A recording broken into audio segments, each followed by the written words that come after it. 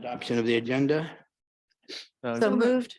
Second. Moved in second. All those in favor, please say aye. Aye. Aye. Okay, got all seven. Thank you very much. At this time, we're going to start with the proclamation. I threw a wrench in it tonight. I'm actually asked Chief Harden to read the Movember for us. Thank you, Mayor. Can you hear me out there? Awesome. So really quickly, last month was October was the Pink Patch Project, and we raised $774, and our foundation just went up to 1,000. So we're going to be sending that over to Seattle Cancer Care Alliance. So that was pretty awesome. So now we're going into men's health. Whereas the global charity Movember Foundation's vision is to have an everlasting impact on the face of men's health. And whereas the Movember community of over 5 million men and women have raised over 650 million, funding over 1,000 programs in 21 countries. This work is saving and improving the lives of men affected by prostate cancer, testicular cancer, and mental health problems. And whereas men are dying on average 6 years earlier than women, and for largely preventable reasons, and whereas 1 in 7 men will be diagnosed with prostate cancer in his lifetime, and treatment options for prostate cancer vary depending on the man's age, stage, and grade of his cancer, as well as other existing medical conditions. And whereas testicular cancer is the most common cancer in males ages of 15 and 34, and whereas 1 in 4 adults in the US will experience a mental health problem in any given year, and 87 men in the US die of suicide every day across the world. 1 man dies of suicide every minute of every day, with males accounting for 75% of all suicides. And whereas moving can reduce your risk of heart disease, diabetes, and cancer by up to 50%, and lower your risk of early death by up to 30%.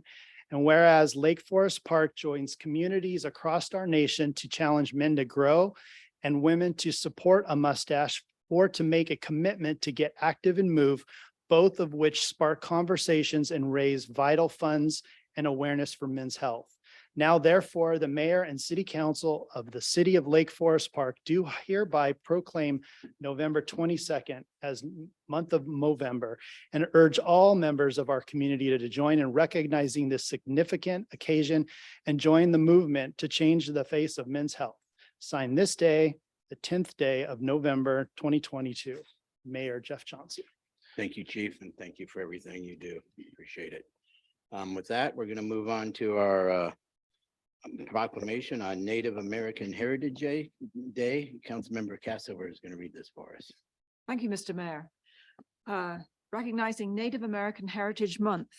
Whereas Native American Heritage Month is recognized annually to honor Indigenous cultures, histories, traditions, art, and achievements.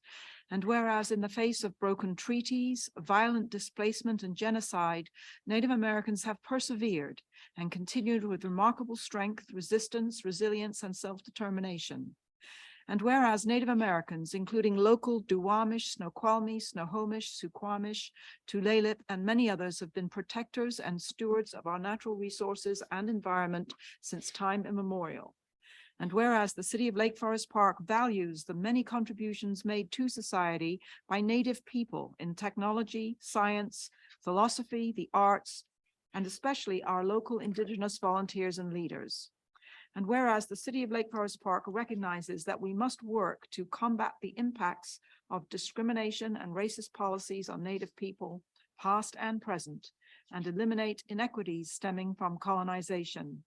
Now, therefore, the mayor and city council of the city of Lake Forest Park do hereby proclaim November as Native American Heritage Month, and encourage all residents to learn more and support the work of Native people and organizations.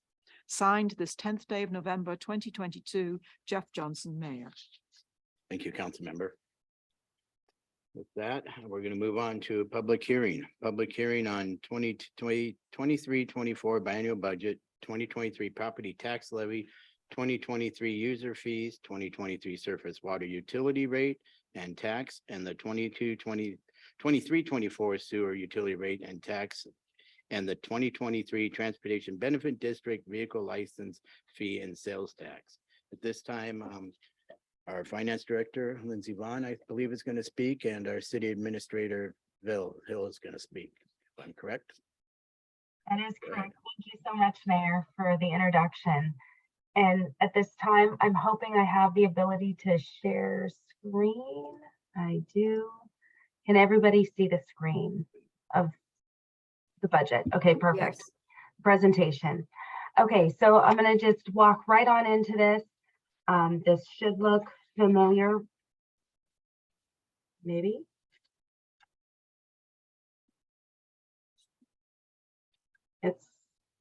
There we go. Okay, so walking down to the public hearing overview, the overview presentation will be done by myself, the Finance Director, and actually the second budget hearing presentation is going to be done by City Administrator Hill, which I'm very grateful for breaking these up. Then we're going to go to questions and comments for City Council, and then the open public hearing from citizens' comments, and they'll have 3 minutes to speak. So walking down to the actual material, all of this should look very familiar. From the 27th, the city does adopt the property tax levy on an annual basis. So even though the city does produce and adopt a biennial budget, the property tax does have to be done on an annual basis. So the value of what they define as the 1%, the increase over last year's levy, is the value of $33,826. There are a couple other components that go into the property tax, and that's new construction, which is just under 18,000, and then re-levy of prior year refunds, which basically, in a very simplified term, are true ups between property tax and between King County and the city of Lake Forest Park. And then this is done on a very preliminary basis. We have to have it adopted and submitted to King County within the month of November. So we always add a note down there to estimate high for any changes that occur in the future to make sure that we are capturing the full 1%. So walking down into the next slide and taking a little screenshot of the 1%, the median value of the 2023 is $676,400, which is up from $617,000 from 2022's median property value. And we've used those rates. If you, the 617, we've used that rate calculating with the current levy rate for 2022, which is in blue, of the 0.83814. And then if you walk down, you have the proposed levy rate for 2023. And again, stating that it's a preliminary number and has not been finalized, but that's 0.70430. And then you take that and you walk that to the right side of the screen, and we're using the property, the median value of property with that levy rate. And so I want to note here, and also the calculation at the bottom is the assessed value of the property divided by 1,000 times the levy rate. And I want to continue to say that assessed values, as assessed values go up, which is being demonstrated here on this slide, the levy rate will actually go down. And then I just want to state that no matter how much the assessed value in the city increases, the city's levy may only increase by 1%. So going down to the next property tax slide, this is a very visual way of understanding that the property taxes that you pay to King County, only 8% of them actually come to the city of Lake Forest Park. The rest of the other agencies, if you go over to the right side of the screen, is the schools' levies and their bonds, the King County itself, the fire district, and the library district. Going down to the next topic, which is the proposed sewer rate increases.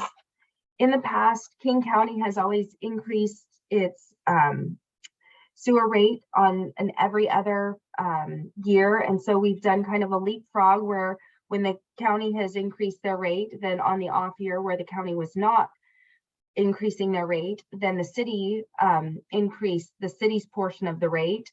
And just, I believe it was last year, they elected to now increase their rate on an annual basis. So first things first, the increase for 2023 is going up $3.45 for a monthly amount and $3.62 in 2024. If you walk down on the left side, King County's portion of the increase, which is a direct pass-through, is increasing by 5.75% for both years in 2023 and 2024. And the city's portion is increasing 3%. If you'll see in 2022, it was the year where the city was increasing their portion of the rate, which goes back to a 2004 study on the amount to increase the rate. And so that is now being split out on an annual basis. And then if you walk to the right side of the screen, the commercial and multifamily consumption based, again, that rate is increasing at the same amount. The 5.75 for the county's portion and 3% for the city's portion. The rate, when it is increased, it is increasing for the operating funds, for the operating portion of the sewer, and in addition, the capital fund portion of the sewer. So both of those are being captured. And then walking down to the proposed surface water rate increases. On an annual basis, the increase for a single family residential is $22.39. It's supporting, again, the operating and the capital surface water funds. The rate increase that's being proposed for 2023 in the surface water fund is 10%. And this rate also gets adopted annually, similar to property tax. I'm going to take a minute to pause here and say that through all of our budget discussions, and actually just earlier this year in 2022, our senior project manager has been in front of you quite often this year, talking about all of the changes, the permit requirements that have increased on a significant financial amount for the NPDES, which is the Clean Air Act that's federally mandated. And so we're trying to stay in compliance with that, which does come at a cost. In addition, the city's been a leader in the culvert replacements. And the culvert replacement that we just completed was the L60 project, which cost us about $1.3 million to complete. With that being stated, we did complete them, but it did deplete our capital surface water fund.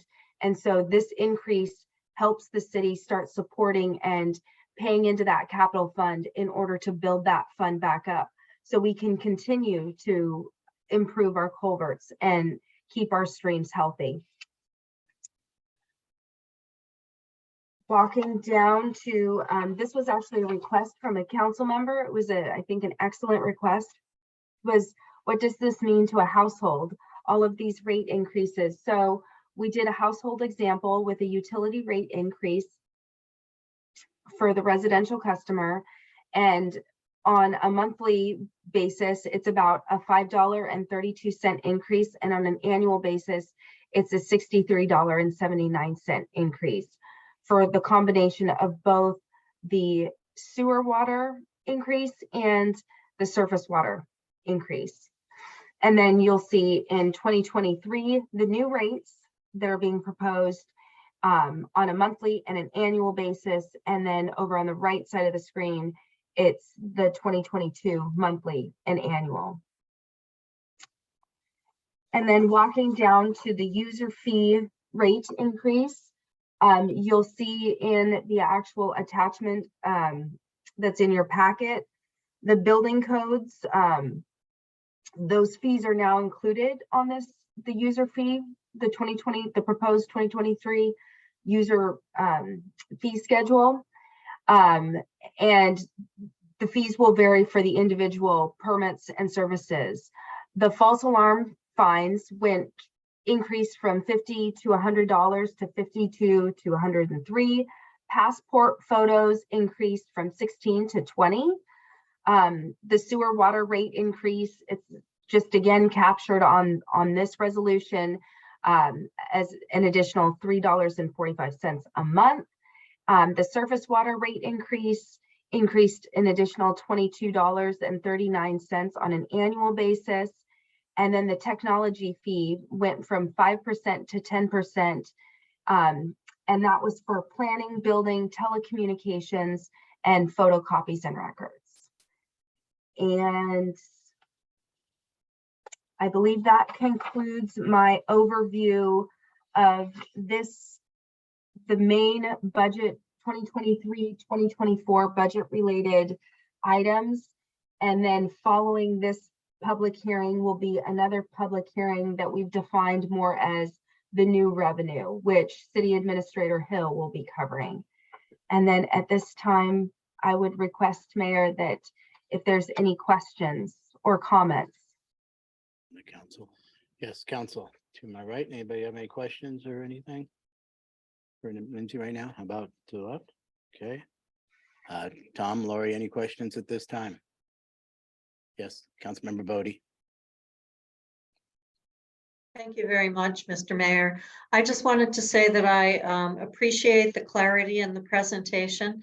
To me, it's very important that our user fees keep pace with our actual costs so that the user fees actually are recovering the costs of administering these various programs and efforts. Even so, the increases that we're seeing in total are quite modest, I think, in the scheme of things. So I just want to thank our finance director and the staff for putting this information together so clearly. And I think the user fee information is, again, to explain for the public, it's based on our assessment of what our costs going forward are for these operations and services. That's all for me. Thank you very much. Thank you, Councilmember. Okay, no other questions for Lindsay. At this time, I'll open our public hearing for comments. Just remember you have 3 minutes to speak and just state your name clearly and we'll open at this time. Do I have anybody here signed up for okay, on to Zoom? Do we have anybody signed up on Zoom this evening? Oh, wait, so would you like to, this is not on the hearing for the ordinances on the budget, not citizens comment. Okay, great. Okay. Go ahead. Alan Keast. Thank you, Your Honor. Three themes I want to share tonight. The first is a correct statement I made last comment time. I had stated that the federal aid to the city under the American Recovery Act is $1.3 million. That figure is in the budget, but a deeper look at the budget indicates that apparently that figure is $3,771,455. That represents the aid from the federal government to the city of Lake Forest Park. And it's an interesting thought. I don't think in the 61-year history of the city, any group of elected officials has ever been a beneficiary of such a windfall. Secondly, the city council has a responsibility at this time to craft a sustainable budget. As the elected officials know, the city policy is that the ending fund balance of the general fund not fall below roughly $1.6 million. But when you look at the 6-year forecast graph produced by the finance department, it's apparent that that if the mayor's budget proposal were to be adopted by the city council, that it would set the city on a course to basically flush out the federal windfall over largely over the next 2 years, starting in January of 2023, so that when you get to approximately January of 2028, the ending fund balance falls below the required threshold of $1.6 million. And something approaching December of 2028, it would fall to about $650,000, which would be $1 million below the city requirement. So the budget cannot be adopted as proposed by the mayor. The council must rework the budget, put it into a sustainable form. Otherwise, it is violating its own policy of required minimum fund balance in the ending fund balance of the general fund. And the third theme is this. I know that there's been some discussion in other meetings of council members of possibly raising salaries of elected officials. As someone who was on the council in the 1990s and supported the first, it used to be that all elected officials worked with no compensation since 1961. We got to the 1990s, the council did support introducing a salary for council members of $400 per month. And in the 2000s, it supported a further increase to $600 per month. Keep in mind, when those increases were adopted, the city finance slope momentum was sustainable. And so I'm sure the council members understand that it would not be appropriate to be increasing elected official salaries at a moment when the city funding slope over the next 4 to 6 years is not sustainable. So whatever merit that concept would otherwise have, it will certainly need to wait until the council produces a sustainable budget. Thank you. Thank you, Alan. Next. Welcome, Julian.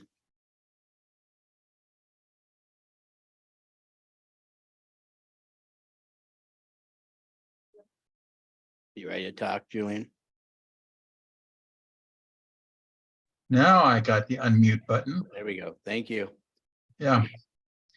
Obviously, the budget and all your work is too large a subject for comprehensive analysis. So here are a few semi-random observations. Council efforts, industriousness and seriousness. Council demonstrated seriousness of effort, both by the frequency and the length of the meetings, but also by the obvious preparations that council members brought to those meetings. Industriousness is leading to completion before Thanksgiving. This is a notable achievement. Second, special efforts to make fees fit the service provided to the applicant is a good effort that you made, lessening the unequal effects of fees on permit applicants and utility customers. That's commendable. Accountability is a topic. When established culture or habits needed change, the council had a serious discussion about assuring change by understanding the plan for the reformed efforts before funding those efforts.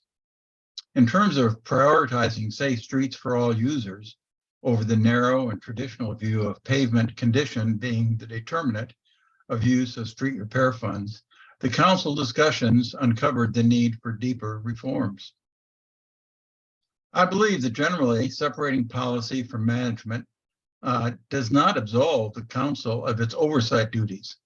I was surprised to sense in the council some resistance to ever operating in that way. Dreamland.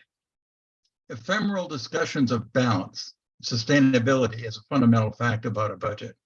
Although the discussion of the sustainability of having budgets like this one was discussed, the high level of abstraction and the focus on future biennia made the discussion ethereal.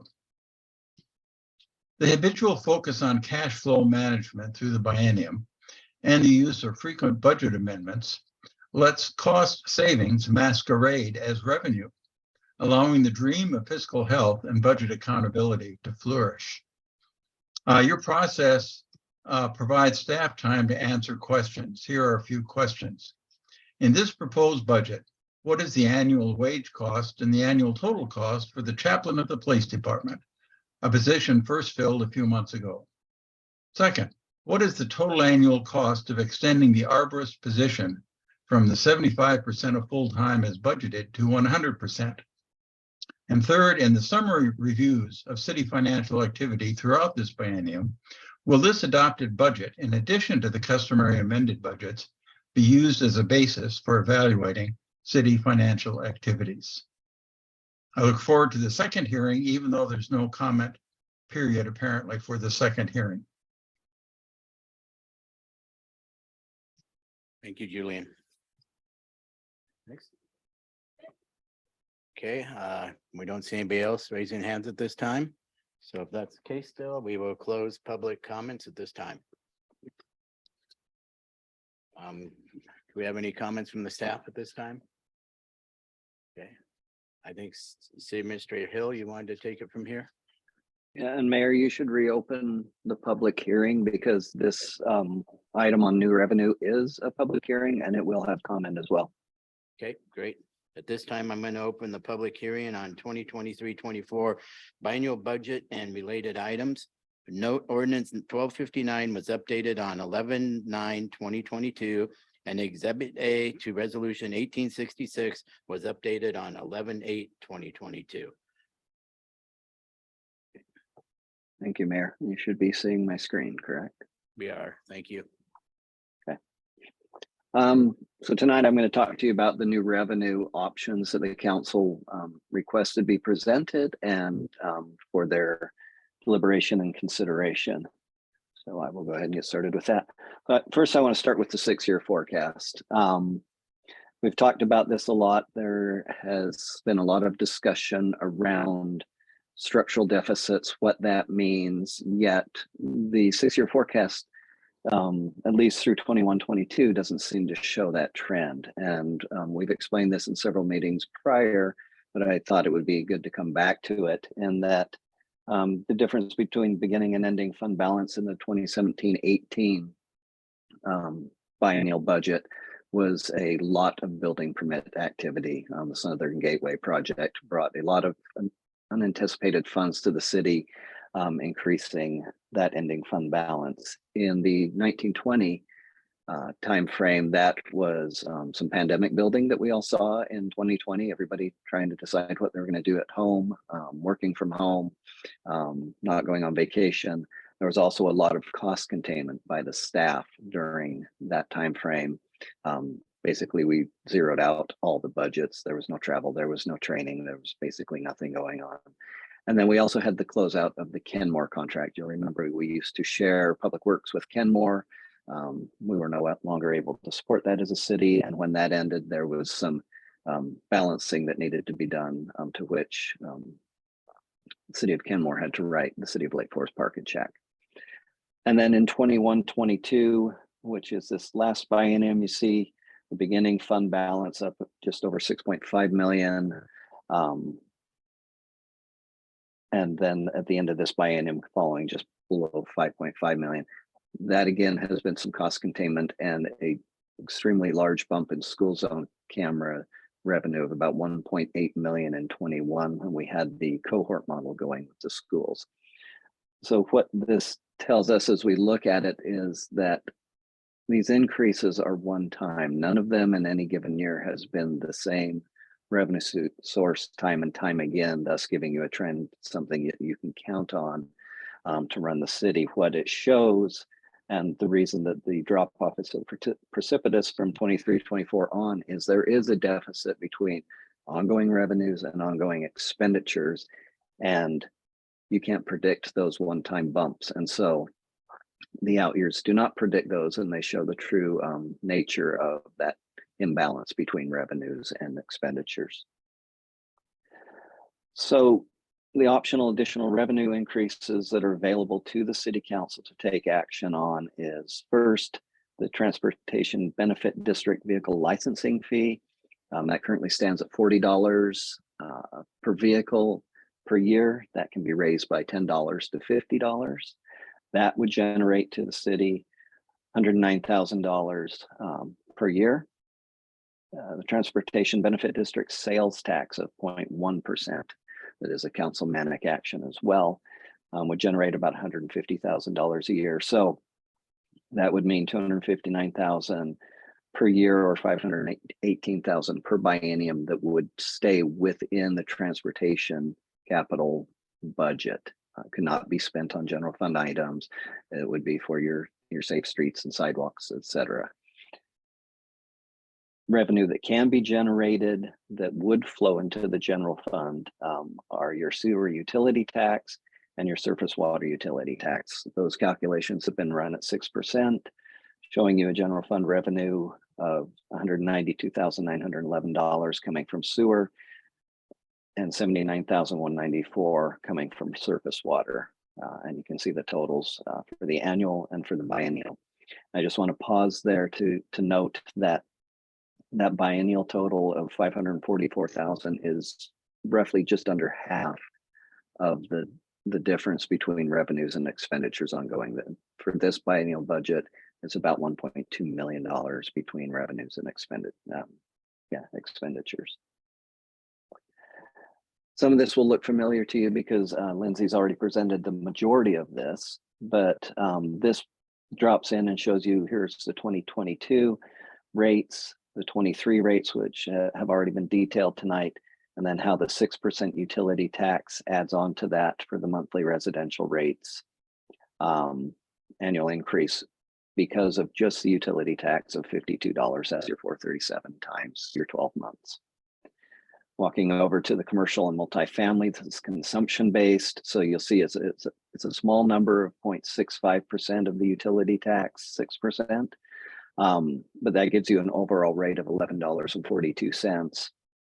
And that is per cubic foot, is measured differently for the multifamily and commercial. And then for the surface water utility tax, these are the numbers that Director Vaughn walked through with you, the 2022 fee, the 10% increase to the rate, the new rate, and then the utility tax would be charged on that rate of $14.77, and that's to the homeowner for that utility tax. And as she mentioned, that is billed annually like your property taxes. Excuse me. So back to the household example. This top line just shows you what's already been explained tonight of the sewer and surface water increases. Here are those two increases of 4140 and 2239 for a total annual increase for those two rate paying funds of $63.79 to the homeowner. You add the new revenue increases of $87.24. This is if you take all of your new revenue possibilities for a total of $151.03. That's what the average homeowner would pay per year in new utility taxes and fees have been covered previously, roughly just under $13 a month. So if we step back, the 2023 rate this is with the rate increases. That is your total amount. You add $20. We're assuming 2 vehicles per household. Could be more, could be less, but we had to make an assumption. Add $20 there. Your utility tax, $52.47. That's based on the 23 annual sewer rate. And then the sewer utility tax, stormwater utility tax of 6%. Based on the 23 rate of $14.47, and you'll find the difference between the 1208.04 and the 1120.80 is that 151.03 total. And again, open it for a public hearing. Do you have any questions for staff before you do that, I guess? Right side. Yes, Councilmember Farahani. Okay, thank you, Mr. Mayor, and thank you, Administrator Hill, for a clear presentation. Just one note I wanted to make is that all of the increases that you were showing on the previous slide, the last slide you were on, those are on different bills, right? So for instance, like the surface water would be on the property tax bill, the sewer would be on the sewer bill, and so forth. And so therefore, people aren't going to see this in one spot, right? Correct. Bills to the right. None to the left. Yes, Councilmember Riddle. Yes, I just wanted to clarify that of those 4 potential revenue increases, one of them is eligible for the senior and disability discount, a 50% discount. It's just, I think it was just one. Is that correct? Just the sewer? That is correct. It is the sewer rate is eligible for that senior and low income discount. Thank you for that clarification. Councilmember Leo. Okay. Councilmember Bodie. Thank you, Mr. Mayor. I wanted to just comment on the context for the new revenues that we're looking at. We are limited, we are largely a property tax funded city, and we are limited, as our finance director pointed out, to 1% of the total property tax revenue increase every year. So that means for the average homeowner, their actual property tax levy rate that goes to Lake Forest Park gets reduced if there's inflation, right? Because the total cannot be more than 1% additional. And so that amount, as our finance director pointed out, is this year $33,000. That's all. When we have very high inflation affecting both our salaries, our services, and our supplies. In addition, as our public comments mentioned, we don't have a sustainable budget in the long run. We have been lucky to have one-time revenue sources that have helped us get through our financial crunch situation. So in general, I just want to provide that context for these modest revenue increases. I know that they're not zero, but they are actually a way to help us move our budget in the long run to greater sustainability. So I just wanted to say, from my point of view, I appreciate the presentation. It's been very helpful, and the staff has been very, very thoughtful in giving the council information that we can rely on and consider as we move forward to plug the holes in our long run budget. So thank you so much. Councilmember French. Thank you, Mr. Mayor. Just a quick point of clarification, and I also wanted to thank my colleague, Councilmember Bodie, for her comments. She beat me to a couple of things I was going to say. On our agenda, it says staff address questions that may have been presented during public comments and from council. And I was just wondering if there's an opportunity here to address a couple of the questions that Mr. Keast and Mr. Anderson had raised from staff. Mr. Anderson raised, I believe, 3 questions. Mr. Keast just raised a question about the, I shouldn't say just, not to minimize it, but about the intersection of where the structural deficit comes into play here down in the future. Could we do that, Mr. Mayor? Is that acceptable? Yeah, I think just don't, quickly. City Administrator Hill, you want me to take the lead on that? I can address a couple of if you can get the arborist, I know I can handle.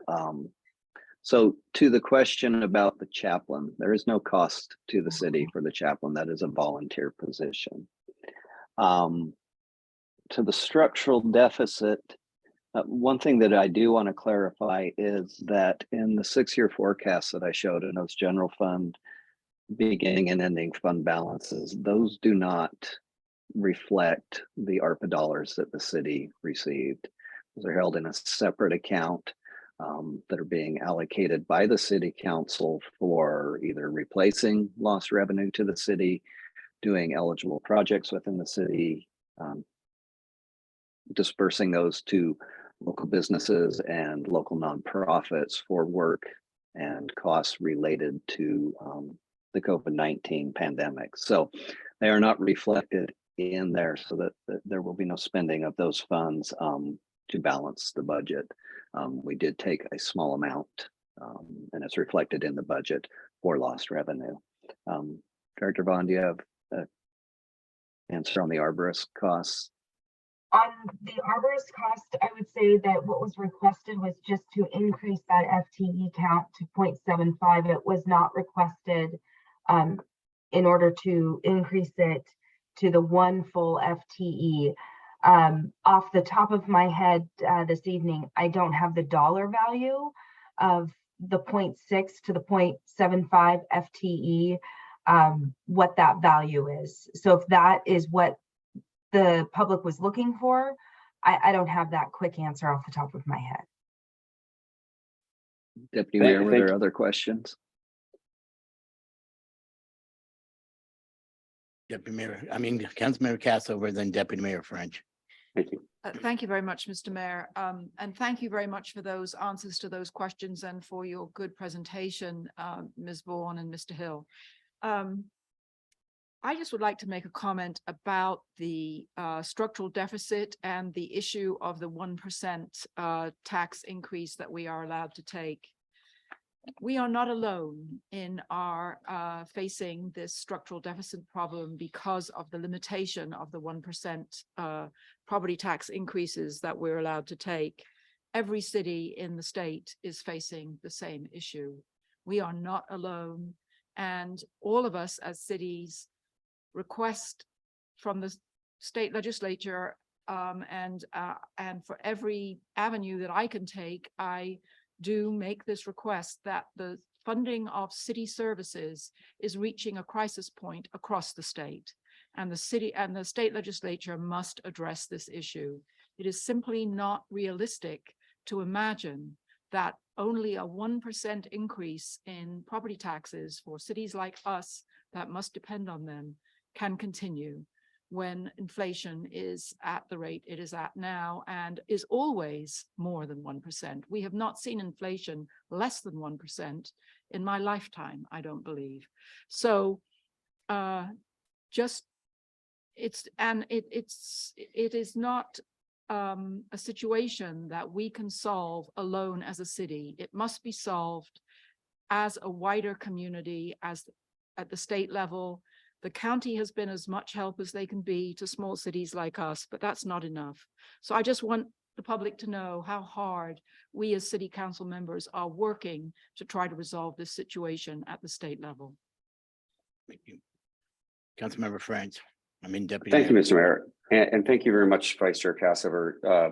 Excellent comments. I think too, and before I continue, I want to thank Administrator Hill and Director Vaughn for answering those questions. I think it's just, I think it's important for us topically for us to get these out at the same time if we can answer them, since we've stated that we would do so. And I think it's really important to recognize, as Mr. Hill indicated, that we have been very careful and conservative about these one-time revenues and not counting on them going forward. And I think that this policymaking body has done a very good job of making sure that the federal funds that have been coming into this community, which we have not been largely dependent upon, but we have been very, very conservative about how we're spending those funds and making sure that we're holding some back for additional support for local social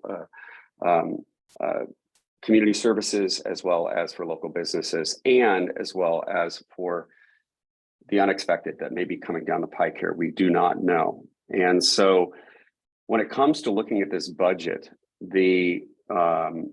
my feeling is that this community is going to have to continue to have a conversation going forward about making sure that we push that eventual crossing of the revenues versus expenditure line out farther and farther and farther, to hopefully to a point, which I hope I see in my lifetime, but maybe not happen, that we will not have to worry about it again.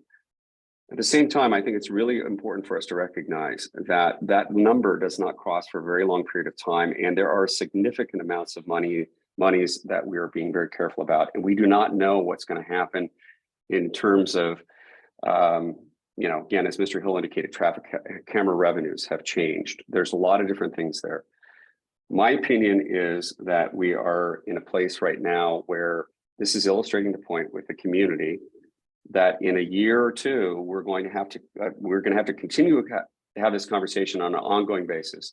But a year or two, we're going to have to be looking at what it really means to sustain the level of services that this city has enjoyed for quite a period of time.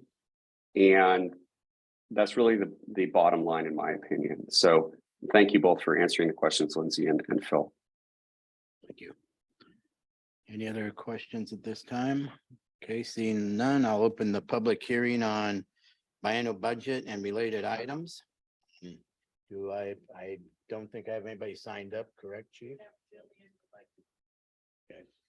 I'm having Chief check first. I'm just making sure. Okay, Julian Anderson.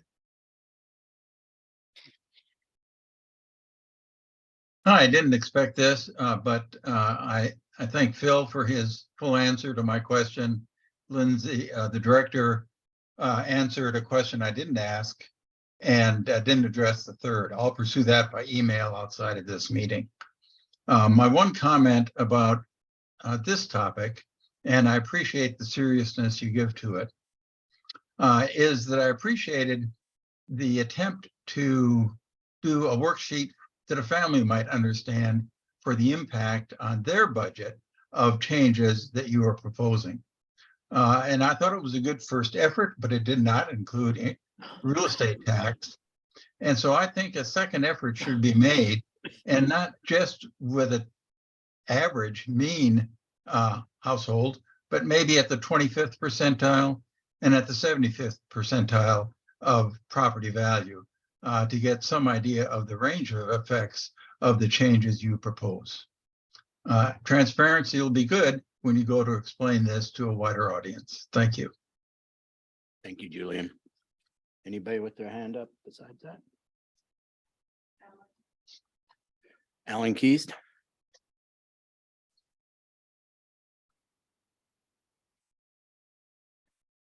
There we go. Thank you. I noticed in one of the budget narratives, a number I had not seen previously, and I'm going to comment on it. Apparently, the median income of a household, now household might be one person or six people, but a household in our city, if I remember right, it was $138,000 per year. I hadn't known that before reading that. I guess I would just ask that the council give consideration to the extent that that number is accurate, and it quite possibly is accurate, that there is 1/2, therefore, of the city whose median income per household is less than $138,000 per year. And it's the responsibility of our elected officials to serve the entire city. So that in doing that, I think it would indicate possibly a thought process of looking at the expenditure side as well as the revenue side. I'm hearing a lot of discussion on revenue enhancements, nothing so far on trimming of expenditure proposals, including non-mandated community service proposal budgets that are not coming up for discussion. Thank you. Thank you. Anybody else? Okay. I'm seeing no others. I will stop this public hearing at this time. Okay, I guess from there, we're done with that, and we're gonna move on to citizens' comments. Chief?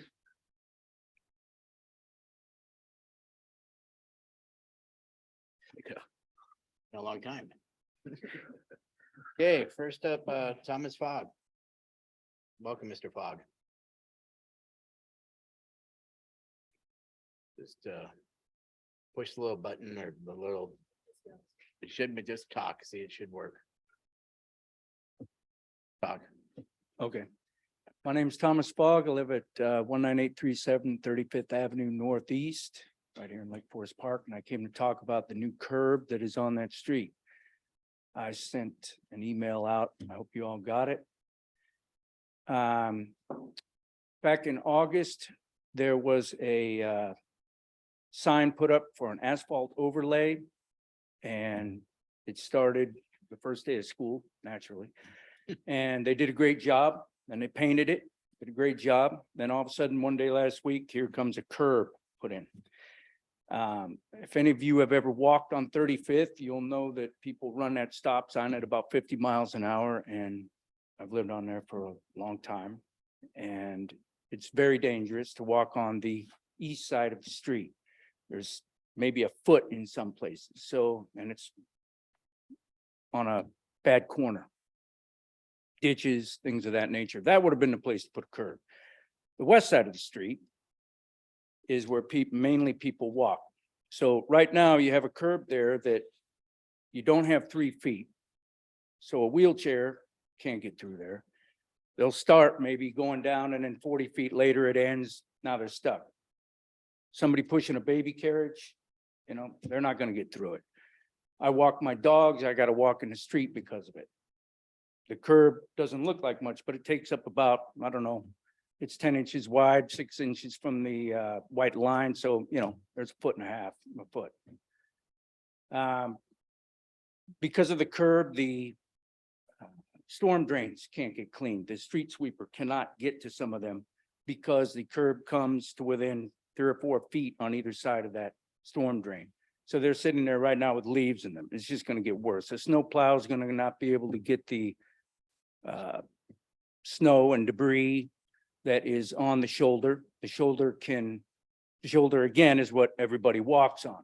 So it's not conducive to people walking, especially when the recycling cans and garbage cans are there now. You can't kind of maneuver your way behind them. You have to walk out in the street. And again, people are doing about 50 miles an hour. There was no real transparency on this. Again, the signs for the asphalt overlay were put up. We knew about it, great. Nobody knew about this curbing. All of a sudden it just appeared. If a police officer goes to pull somebody over, God knows where he's going to pull them over, down at the end of the street or in somebody's driveway. I don't know. Delivery vans, the day it was put up, a delivery van wiped out a section in front of my house. The school bus wiped out a section down at the corner of 195th and 35th. So my time's up. Okay. Thank you very much. Thank you, Mr. Fogg. Thank you very much. Thanks for waiting for your turn too, by the way. So,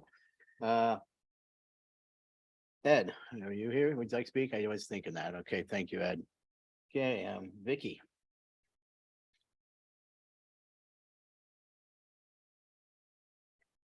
Hello again. Well, I want to thank you for your support in helping our community to make ST3 a better project for LFP. Last night, we held a community meeting at the Sheridan Market. And we did this with Ken Williams, who's an eminent domain condemnation lawyer, so he could inform our citizens about what their rights are. He did a 2-hour presentation. There were about 50 people who attended, including 2 council members, Larry Goldman and Tracy Furiatani. And I want to thank you so much for coming. And what I want to say is that it was a really energetic meeting, and a lot of people had a lot to say and a lot of questions. And then today I learned that on November 17th, the Sound Transit Board of Directors will pass resolution number R2022-33, authorizing the Chief Executive Officer to acquire certain real property interests, including acquisition by condemnation to the extent authorized by law, and to reimburse eligible relocation and reestablishment expenses incurred by affected owners and tenants as necessary for the SR 522 bus rapid transit project. Today, in reviewing the 60% roll plot, the information presented is very similar to that in the 30% roll plot. Primarily outlining right-of-way property takes, easements, etc. It's essentially unchanged, minus the addition of several trees, basically in the medians and along the east side.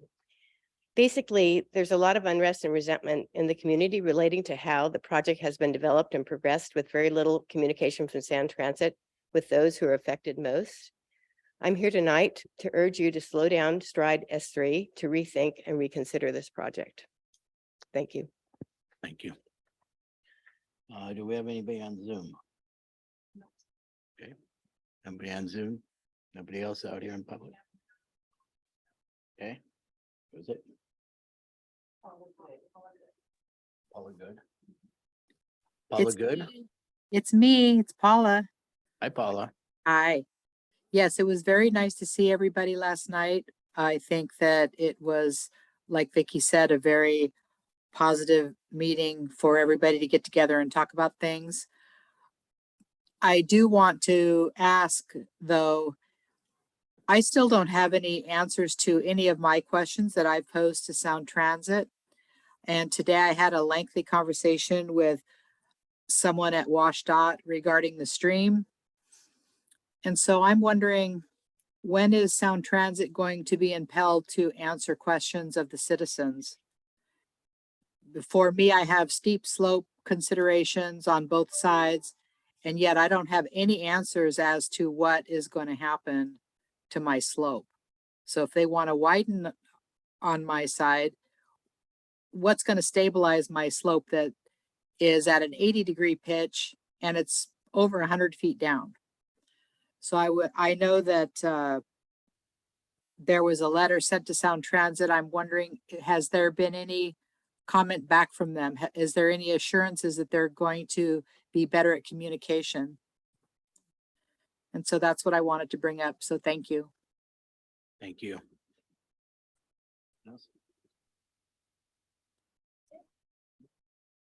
Okay, seeing nobody else, we'll shut the what am I doing here? Public hearing at this time. Meeting, public comment. I mean, citizens' comments, sorry. That's okay. Okay, Consent Okay. calendar. with that, council, move on to the consent calendar. So moved. Moved in second, all those in favor? Aye. Aye. Any nays? Okay, passed unanimously. With that, we are moving on to ordinance and resolution for introduction referral. So I don't have to introduce them every single time. Andy Celia, our senior project manager, will be talking on all four of these. So make yourself at home, get a stool, Andy, and we'll take it from there. First one up is resolution 1869, authorizing the mayor to sign amendment number 1 to the professional service contract agreement AG 22-001 with Gray and Osborne Incorporated for the 35th Avenue Northeast Drainage Project. Go ahead, Andy. Thank you very much, Mayor. Try to get through these as quickly as possible. Not leave anything important out, I hope. So yeah, the first item, the first contract item I wanted to discuss is this proposed amendment to design contract for improvements to the stormwater management system on 35th Avenue Northeast. I believe the original contract, given its value, would have come before council around about February of this year when it was executed. I wasn't managing the project at that time, but generally what this contract is aiming to accomplish is finding a new discharge solution for a stormwater outfall that is, kind of the existing outfall has been problematic. It's a discharge on private property, and the city retained Gray and Osborne to identify alternate solutions for that discharge. So their design process has been underway for several months, of course, and what we have learned in the sort of pre-design efforts that the consultants undertaken is that the two options that they contemplated under their original scope of work would be very costly to construct. It inspired consideration of a third option in the pre-design phase, which we'd like to give them the scope and budget to undertake.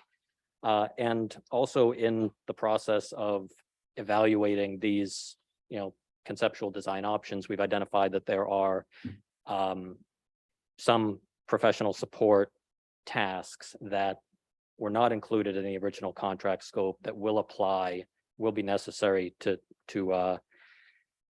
undertake, regardless of which, at least of these now 3 potential solutions is ultimately implemented. And so there is budget for those additional, mostly permitting and right-of-way acquisition support services included in this contract amendment as well. In fact, those 2 categories of work are I think 75% of the value of this amendment. So that is, I think, as much of a nutshell as I can condense it down into. I'm happy to answer questions. Questions for Andy? Right side. Say none. Yep. Councilmember Lebo.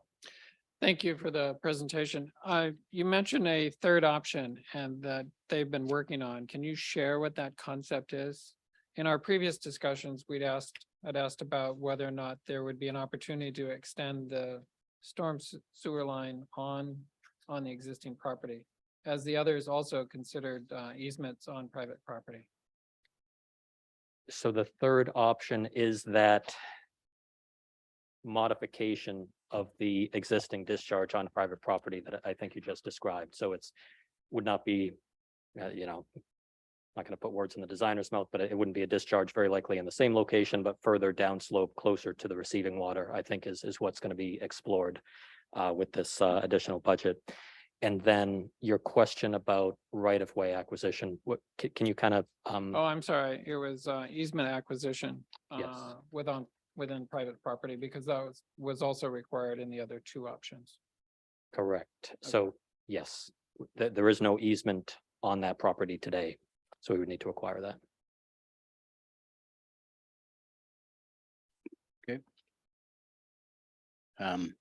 Councilmember Bodie, Councilmember French? No questions, so we'll refer this to the next meeting, I take it. Okay. Resolution 1870, authorizing the mayor to sign a professional service contract agreement with the Watershed Company for Lyon Creek Flood Mitigation Project Monitoring and Agency Coordination. So this contract is really more of a renewal, you might say, than a brand new contract. The story here is that the city completed the construction of a very large culvert replacement out here on Bothell Way back in 2017. Large project that spanned, several segments of public right-of-way, city property, private property. Replaced, I think, 3 culverts, a lot of restoration of stream bank, riparian area, other types of critical areas. And when you do that type of work and you require a permit from the Army Corps of Engineers involving restoration of these regulated wetland areas, you are required to monitor. Well, what you do under the project is, let's say you disturb a wetland, you have to restore the area that you've disturbed, generally by planting native vegetation and other flora that is appropriate for a wetland or riparian environment. So the city did that during its capital project that ended in 2017. And then the permit requires you to monitor and maintain to a certain standard those restored areas for a period of 5 years. That 5-year monitoring period expired at the end of 2021. At that time, basically the performance standards established by the permit were not being met. And so there is a need to engage the Corps in a discussion of what comes next, essentially, what will they require the city to do to reestablish compliance and close that permit out. So that is the nature of the professional support that's being requested here. Value is $39,000, supported by the Surface Water Capital Fund. Yes, Councilmember Farrantini. Questions?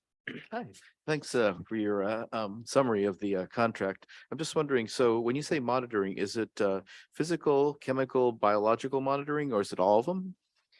So it is as wetland scientist that makes a visit to the site twice a year and assesses, essentially what they're looking for is are the plants that you installed, that you meant to thrive in those locations, are they establishing well? Have they survived? If any need to be replaced, sort of quantify that and assist the city in guiding its maintenance work. So it's a visual inspection by a qualified professional is essentially what it is. Okay, so it's nothing to do with the stream itself.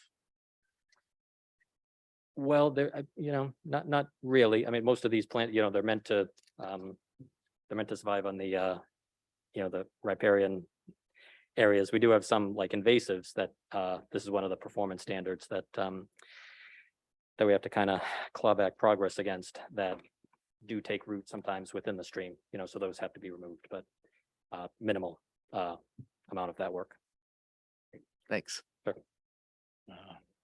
Anybody else on the side? Okay. Yes, Councilmember Riddle.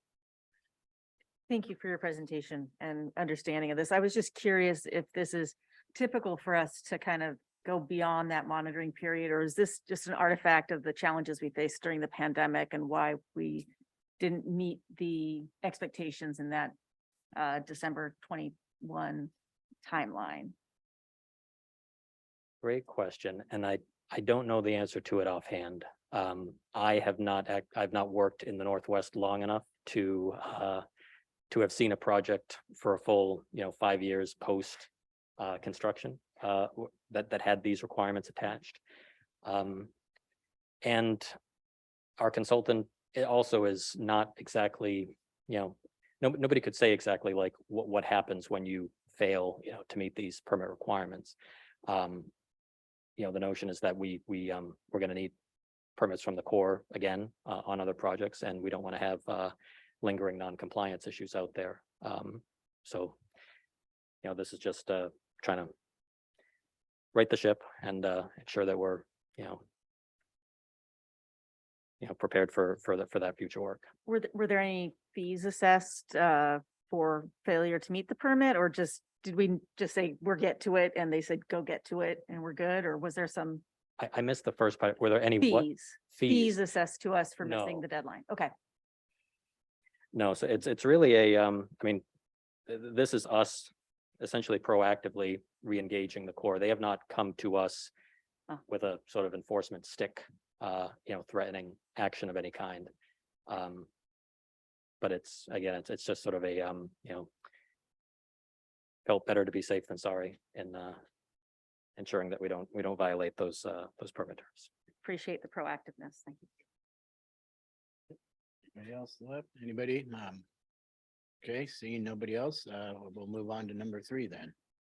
Ordinance and resolutions for council discussion. Resolution 1862, authorizing the mayor to sign professional service contract agreement with Consor North America Incorporated for on-call professional services. I know we had quite a discussion on this last time, so I'm sort of here to answer some questions about that.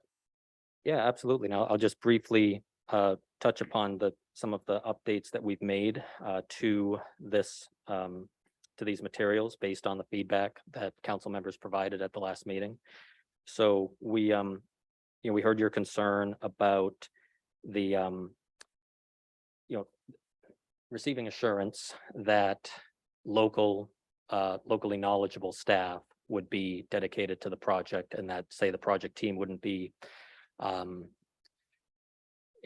driven by staff, from the far reaches of this company's national footprint. And so we revised the professional services agreement to include a new exhibit. We also specify in the agreement that this exhibit, by the way, defines key staff, like which local staff will be assigned to each of the main tasks in the contract. And there's documentation of the projects that those staff have undertaken. There's a resume for each of those staff to sort of demonstrate that, they have the background, and local experience that we're seeking. And then the body of the agreement is revised to, clearly establish that none of those staff may be replaced without the city's written authorization. So that was one change. And then there's a third attachment that's been added that provides, as best we could, a comparison between the hourly rates offered in the prime consultant's rate schedule versus the hourly rates that we're currently seeing from other local consultants assisting the city on our active capital projects.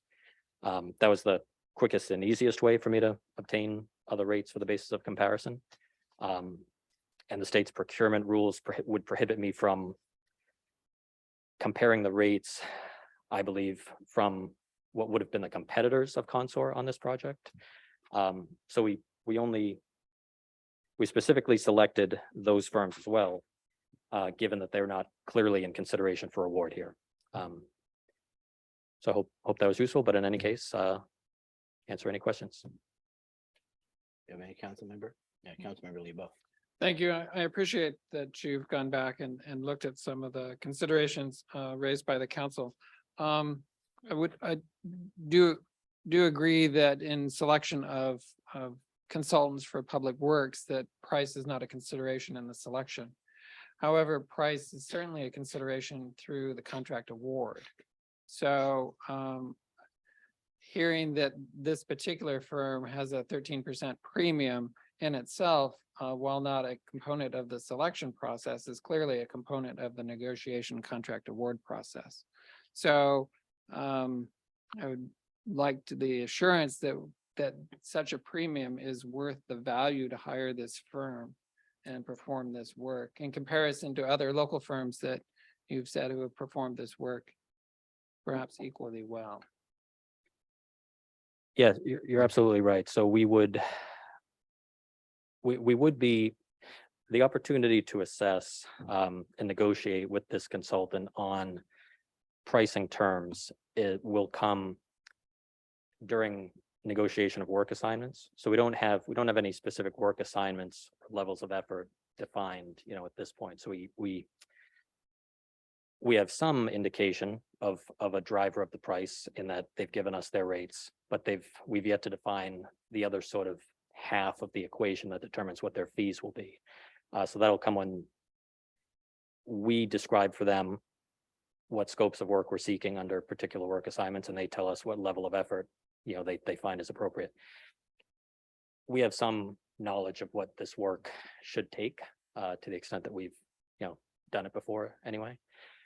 And I think I forget if I covered this last time, but in a scenario where we're negotiating a work assignment and the consultant is proposing, an on-call consultant is proposing a level of effort that when multiplied by these rates just does not seem like it's appropriate for the work at hand.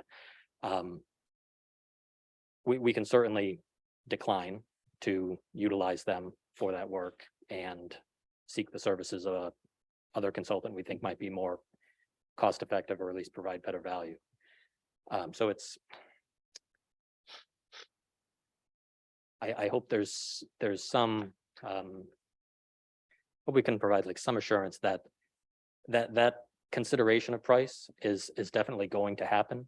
It doesn't happen now because we're not defining all the information we need to sort of establish what the price for certain scopes of work are. But anyway, am I answering your question? Just follow up. I recognize that when you write a task order, it's based upon effort, and then in this case, it's multiplied by the labor rate. You can always negotiate a contract that says I'll pay you 95% of your market rate labor rates. There's nothing that says that we have to accept their labor rates as presented. You can always say to sign this contract, we'll pay you 95%, which is a premium over the local competition, but we think represents fair value, which you can do in a negotiation to sign them up for the contract. You're right. We could. I think if I were a consultant and my client were creating that constraint in my contract, and I had a work assignment that I wanted to then negotiate, I would likely be adjusting my level of effort to counteract the sort of limitation they placed on the hourly rate. I think at the end of the day, they have a notion of what they can do the work for, and we have to make a judgment as to whether that's an appropriate cost. But it's kind of a little bit of gamesmanship in the manipulation we do versus what they would do on the rates versus level of effort side. I think we're kind of I'm not sure we would necessarily accomplish the goal of reducing cost or limiting cost just by manipulating the rate.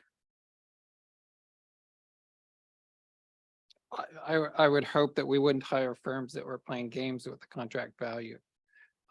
I can tell you that, you know, I was presented with a contract from HOK, which is a very large national firm. We couldn't come to terms with them on their labor rates or their insurance requirements. We had no compunction to modify our contract to serve their needs, but rather to accept what we believe to be the best value for our work. So we went with a local firm. I understand this notion of if I reduce the cost here, I increase the number of hours there. I'm not sure that that's a appropriate way to think about the contracts, but rather to express what we believe to be services for an appropriate value.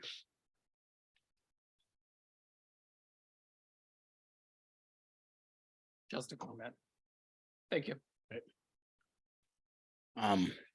Yeah, we'll work on that one a little bit more, but if I remember right, this is a local firm that got bought out by a bigger firm.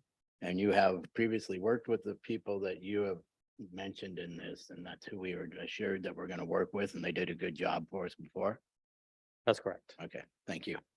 With that, we'll move on to resolution 1863, authorizing the mayor to sign a professional service contract agreement with V&M Structural Design Incorporated for the Town Center to Burke-Gilman Trail Connector Phase 2, 30% design. So this one I think is easier to introduce as there aren't any substantive or really I think any changes other than maybe the dates on this cover sheet to what was introduced back on the 27th. You know, but I'm here for the second presentation. I'm happy to walk back through what it's all about if anyone's interested in receiving that that presentation again. But if not, I can just see if there's any new questions. Council, what would you prefer? Any more questions? Okay. I see no questions, so where would you like to go with this, council? Is it for next meeting? I would like to move that we suspend the three-touch rule and take care of this piece of business this evening. Second. It's moved in second to remove our three-touch rule on resolution 1863. Any discussion on that? Seeing none, all those in favor, please say aye. Aye. Any nays? Pass unanimously, thank you. Okay, council, would anybody like to move resolution? Yes, I'll be happy to 1863? do that, Mr. Mayor. So I'll move resolution 1863, a resolution of the City Council of the City of Lake Forest Park, Washington, authorizing the mayor to sign a professional services contract agreement with V&M Structural Design for Town Center to Burke-Gilman Trail Connector Phase 2, 30% design. Second. Move in second. I know we might have a little discussion on this. Anybody like to speak on this at this time? Councilmember Lebo. Thank you. I am supportive of making pedestrian improvements in Lake Forest Park, and I see the value of making those at places like the crossing at Bothell Way. And looking at the concepts that we have for this, I don't think that in the long run that we will be best served by either of these two options. Either because they will consume a lot of time and effort and money to produce them, but I also have concerns about whether or not they represent sort of safe opportunities. Tunnels or undercrossings in themselves represent a significant risk of people that may not be desirable in those locations at certain times. And looking at the concepts here, they are not easily approached and not easily guarded. The overhead one will eliminate a significant number of trees on both sides of Bothell Way. And in my experience, where you have overhead crossings that are adjacent to sidewalks, people don't take the effort to walk up across the overpass in itself. They'll simply cross at the sidewalk. There are ways to improve the crossing there at Bothell Way. I think that there are many expenditures and infrastructure improvements that we need to make in Lake Forest Park, and I'm not sure that we should expend this much time and energy on a single opportunity. We do have other crossings across Bothell Way that they themselves have concerns about, whether it be closer to Starbucks or at 165th or 153rd. So I don't think we can should be spending this kind of money at one single location when we have other improvements that we need to make in Lake Forest Park. And I am concerned about the safety issues, particularly about the undercrossing. Thank you. Yes, Councilmember Riddle.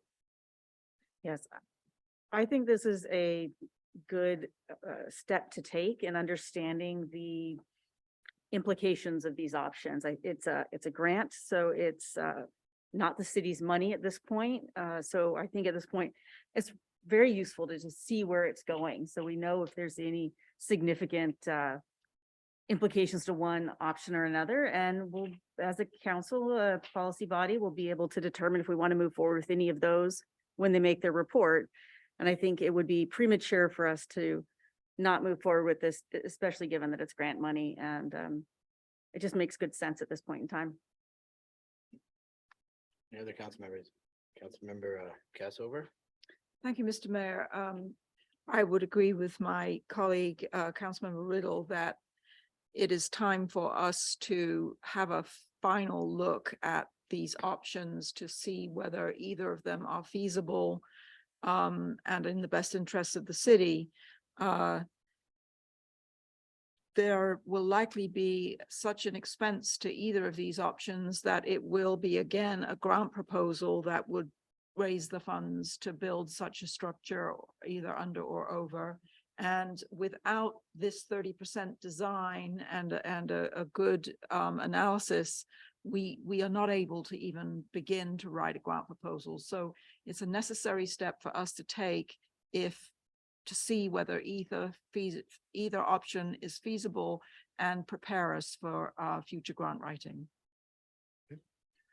Councilmember Goldman, then Councilmember Kuratami.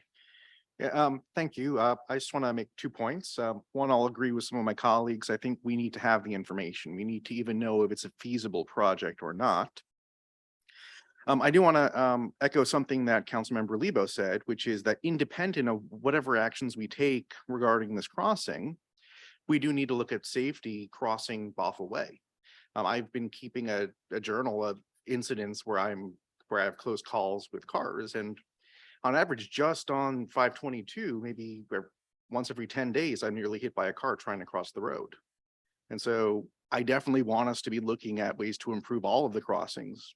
But I think we can do that at the same time that we're looking at the feasibility of crossing by the town center. Thank you. Yes, Councilmember Tran. Yeah, thank you. And appreciate your work on this, Mr. Sylvia.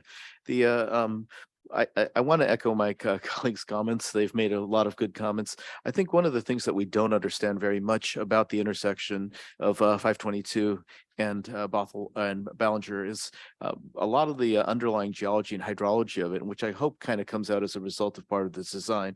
We also don't really understand very much what the impacts on traffic will be by removing the pedestrian, or at least reducing the pedestrian at grade crossing. So I think for various reasons, even if we don't go any further on this project, it would be great to know that kind of information. And that's why I'm in support of this. Councilmember Bodie or Councilmember French?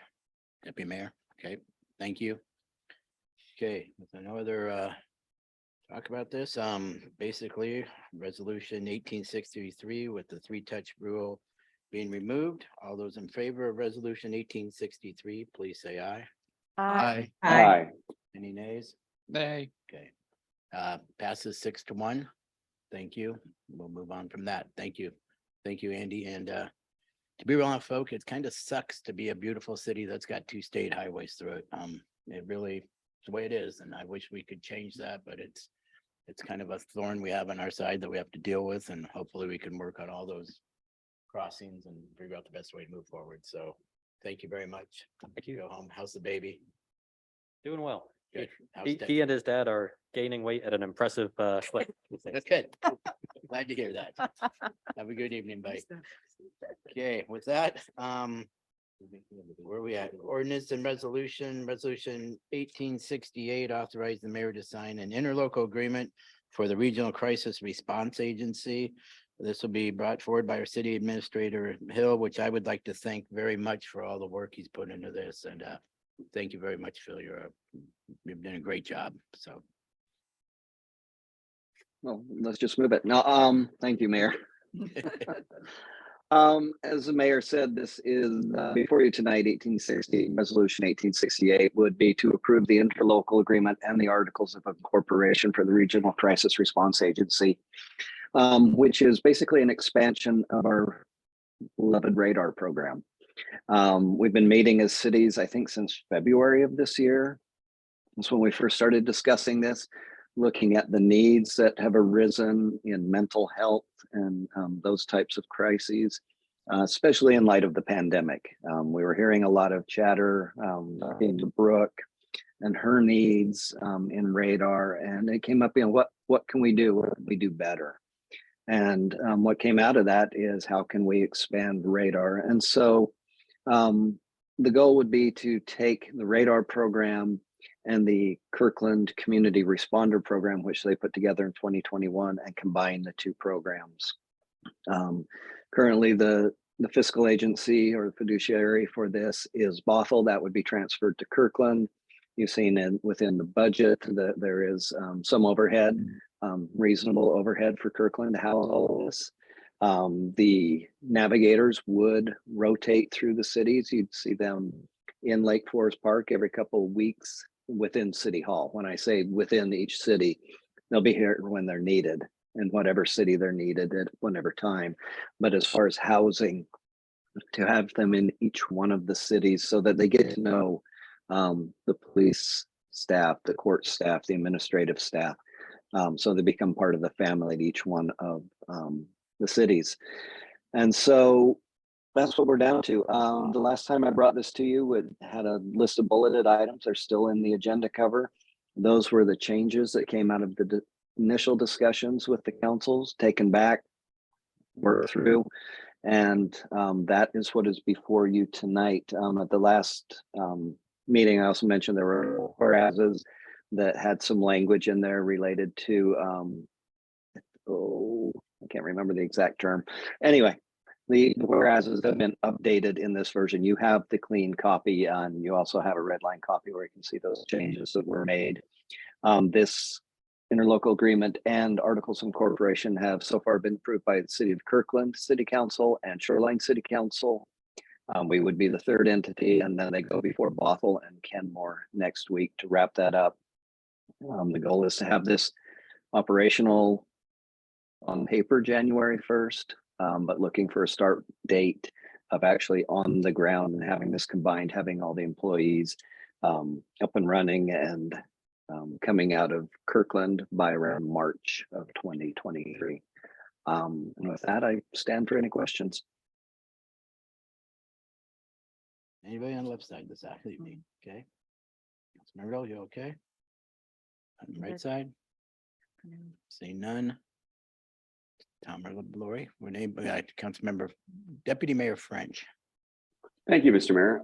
Actually, I don't have any questions. I'd like to go ahead and move resolution 1868, authorizing the mayor to sign the interlocal agreement for the Regional Crisis Response Agency. Second. And moving the second. Any further discussion? Just a quick. Yes, Councilmember Lebo, and then I'll move to the side. I want to recognize City Administrator Hill and our legal counsel, Kim Pratt. This is really an amazing effort that was put together by so many people to recognize that there are a lot of people out there, unfortunately, that are suffering for in many different reasons, whether it's economically or emotionally. And to have resources that treat people with respect and dignity and do not try to incarcerate people, but find alternatives, I think is something that as a city and as a citizen really reflects our values. And that I am very supportive of this. It does come at a cost to the city and our budget, but I think what we can do for our citizens is really wonderful by expanding our services in this way. It also represents, I think, a terrific way that as a community, we've come together with other cities to recognize a shared value of doing this both emotionally, but also fiscally.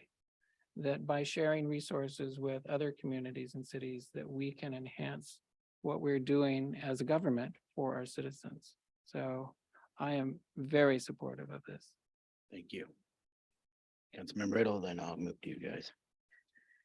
I as well am very supportive of this. I have been following the work of the radar program from its inception, and it has been an amazing program to see it grow into something that's permanent and regional and eventually independent of corresponding with police officers paired with the new 988 crisis line. I think this is a great step forward in supporting our vulnerable community members, both those that live here and that may be passing through.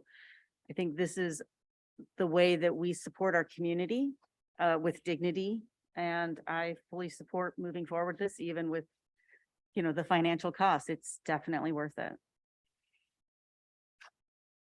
Member Terminating. Thank you. And I wanted to again echo my colleagues Lebo and Riddle on thanking Administrator Hill and Attorney Pratt for all their work. This must have been about 1 million meetings. So, it's amazing what work product came out of that. The thing I want to also point out, in addition to the benefits for mental health and for policing in this part of the county, is just the fact that, wow, we got 5 cities to agree on something. This is pretty remarkable. It should not be understated. And the fact is that this opens the door for other agreements we can make on climate and other things where we all suffer the same problems. And it'd be kind of neat to basically be able to pool our resources to try to tackle some of these larger issues. So thanks. Thank you. Yes. Thank you, Mr. Mayor.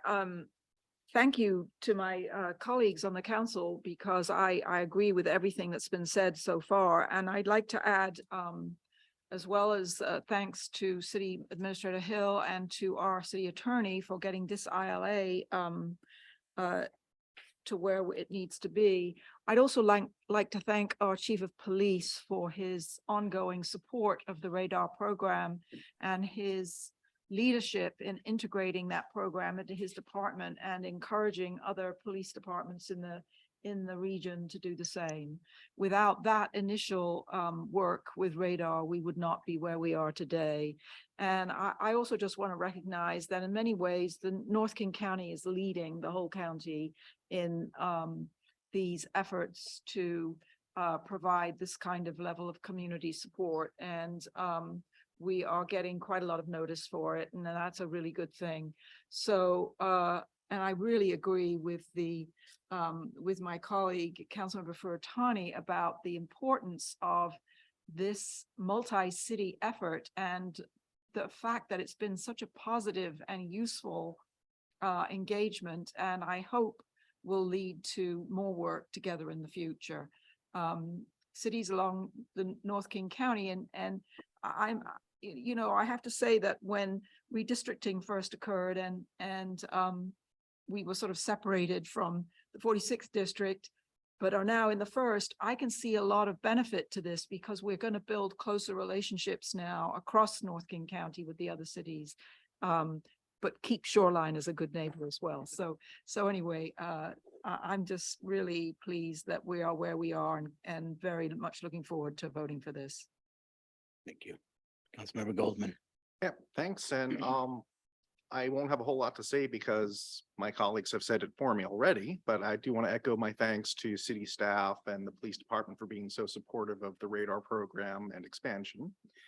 For me, I think this is very much worth it because we can help people that we can see, and I read it in the city administrator's report how much good the navigators are currently doing and how much more good they'll be able to do if we can have more full-time staffing. So I am incredibly supportive of this. Thank you. Councilmember Bodie. Yes, thank you very much. I won't repeat what all my colleagues have said, but I am very proud of our role of all our team in establishing the radar program. It was innovative and ahead of its time, and we are getting recognition for it. I do want to thank our team for helping get us to this point. And then I'll just add my caution, which I mentioned at the last discussion, which is it is important because we're a small city and a larger consortium to make sure that we don't get too much bureaucracy, that the emphasis is on the partnership and efficiency and not so much on bureaucracy, and that we continue to get Rosen. So close. Provides for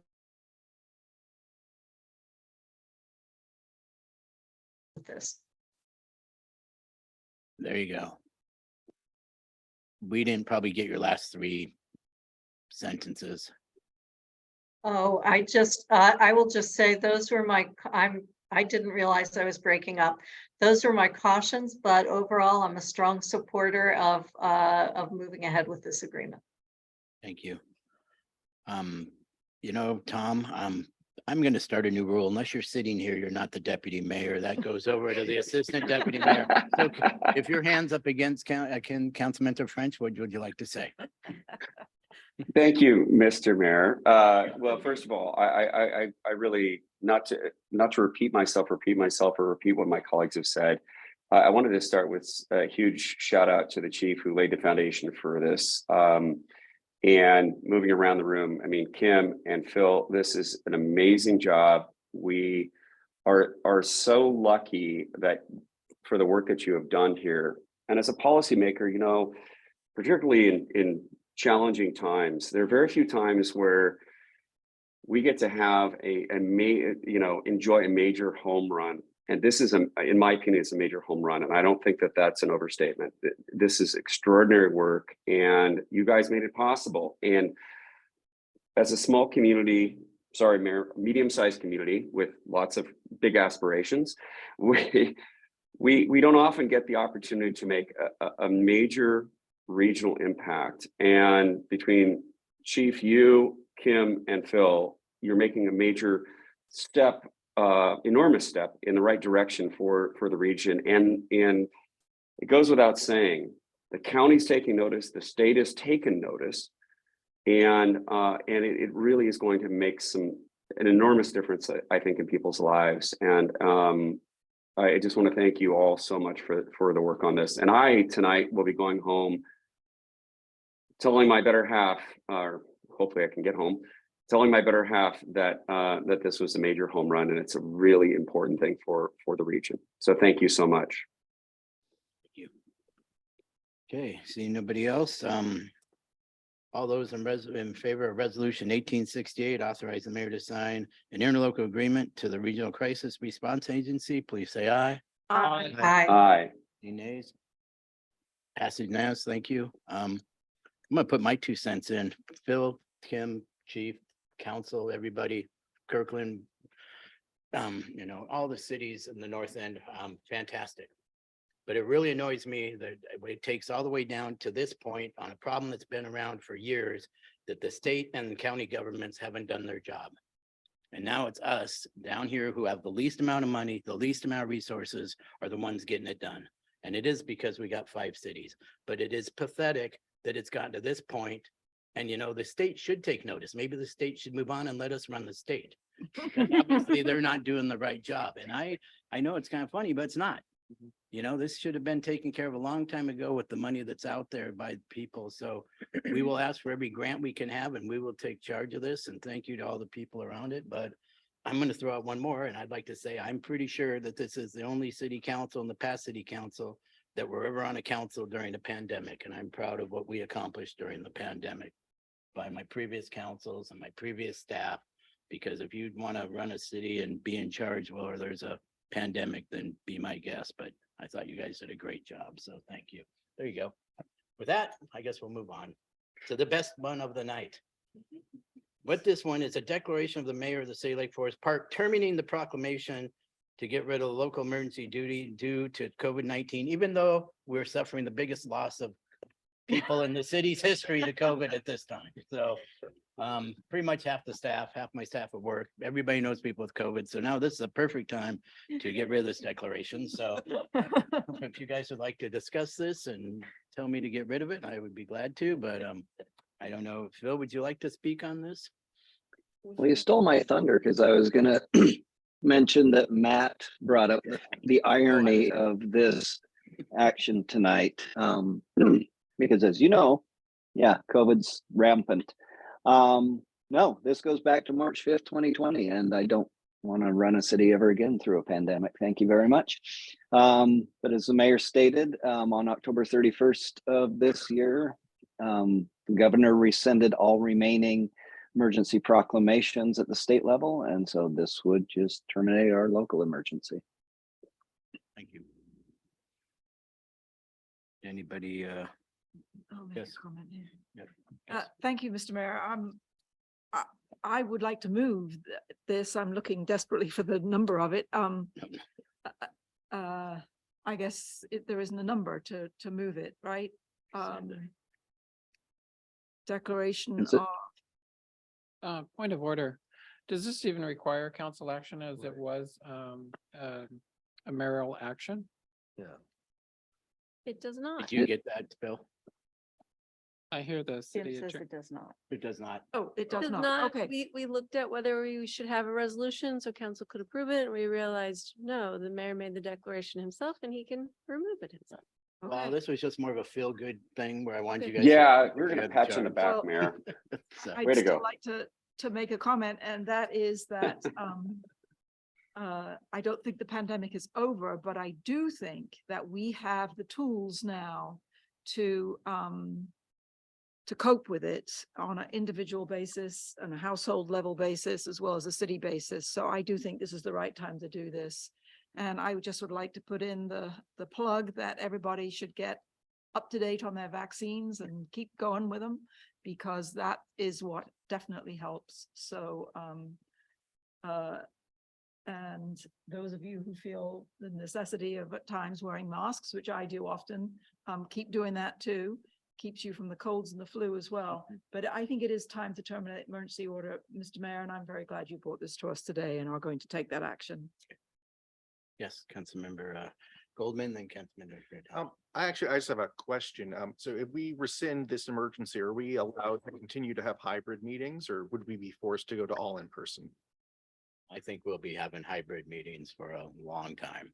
Yeah, I'm very supportive of that. Yeah, I don't think that's gonna go away. So, Mr. Mayor, yes, one thing I should have mentioned earlier is that even though we're terminating the emergency order, this will not change in any way how we operate City Hall. I'm home, and there's a reason that I'm home, and we still have our administrative orders, and none of that will change. We'll still continue to operate as we have. The meetings can continue to still be hybrid. State law reflects that, and so we will continue business per usual. If something arises in the future, a huge wave nobody anticipates, a variant that's completely different, and it's necessary, we will put another emergency order in place. yes, Councilmember Tony. Yes, and echoing Councilmember Goldman's question, didn't we approve some kind of temporary sign thing as a result of the emergency order? Are there any city, things that basically will be ordinances, resolutions that will be affected by rescinding this? I'm trying to remember, did we, Those, sorry, go ahead. can thought we had answer that. ordinance. Yeah, go ahead. those had their own termination dates. The sign ordinance should be taken up as part of the sign code. There were some things specific to that. There's also the outdoor dining. Director Bennett is working on that because there should be the extension of some of those beyond just the pandemic. It's just good practice for our local businesses. Good. Yes, Councilmember Riddle. Yes, I think I agree with Councilmember Cassover that the pandemic isn't gone, but we have adapted as a community, as individuals, to be able to move forward as unfortunately the new norm. As City Administrator Hill says, this is our new norm of how we will run the city. So I think it is time to move on, but not forget and not be flippant about what it means. We stay diligent, we stay vigilant, get our vaccines, and we will be just fine. Okay, Councilmember French. Thank you, Mr. Mayor. I agree with my colleagues that clearly the pandemic is not over. And we do have the tools available to us to make sure that people can remain relatively safe. And if we're all vigilant and careful, we can keep each other safe. And with that, I would like to make a motion that the City Council support the Mayor's declaration, the City of Lake Forest Park, terminating the proclamation of a local emergency due to COVID-19. There's the pat on the back, Mr. Mayor. Second, Okay, it's been moved in second. So you guys are all gonna let me rescind this, correct? Great. You're not gonna ask. Seeing so, With that, at this time, I will rescind the declaration terminating, I will terminate the proclamation of local emergency due to COVID-19. That's done, it's gone. But I have to admit, you know, if you guys think back to that day, we put that on that March 3rd, how much the world's changed since that day. It's pretty Wow.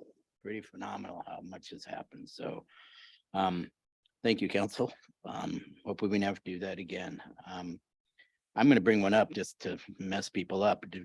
Where was our bag ban? Because, you know, we did something with that too during all this. So let's not talk about right now, but just put that for future meetings, that there's probably going to be something with that. And with that, let's move on to other business. Is there any other business? Okay, seeing none. Mr. Mayor, just quickly, a quick point, personal privilege. I turn into a pumpkin at 9 o'clock sharp. They turn off the lights on me here, so I have to be out of the building, but carry on. Pretty sure nobody wants to be with you after that, Tom, so we're good done. Thank you. Other business, and we got that. How about council committee reports? Yes, Councilmember Riddle. Very short, the North King County Coalition on Homelessness did not meet as they are continuing to work on the Regional Homeless Authority, ILA work. So we had no reason to meet because they were super busy. Thank you. Anybody else? Councilmember Bodie, then Deputy Mayor Cassover. I mean, Councilmember Cassover. Wow, I'm going down a slippery slope here. I attended the Sound Cities Policy Issues Committee because Deputy Mayor French could not attend, so I was our representative. It was a really substantive agenda, so bear with me a little bit. First of all, they have developed a legislative agenda, which includes a number of topics, including behavioral health, public safety, fiscal needs of cities, investing in transportation infrastructure and mobility, and promoting economic recovery. Comments are due by November 23rd, and it will be voted on to adopt at the next meeting, which will be December 14th. The topics that really brought up most comments were the public safety recommendations, because there seems to be some difference of opinion on whether we need additional clarification for our police officers. Most cities seem to be saying yes, but a few cities were saying no. And also the workforce provisions, looking at the possibility of a minor recession coming up.